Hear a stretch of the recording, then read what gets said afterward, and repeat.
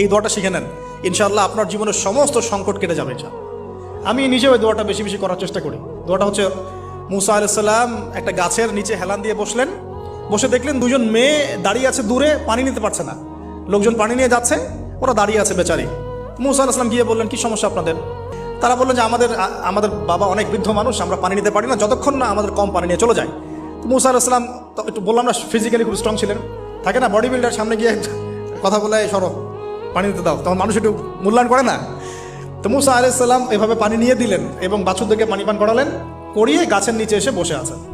বসে বসে তিনি দোয়া করছেন, এই যে দোয়াটা তিনি দোয়া করছেন, রব্বি, একটা নেক কাজ করলেন না, মানুষের উপকার করলেন, নেক কাজ করে এসে গাছের নিচে বসে দোয়া করছেন, আল্লাহ এখানে তো আমার খাবার পানি বাসস্থান কিছুই নাই, আমি কি করব?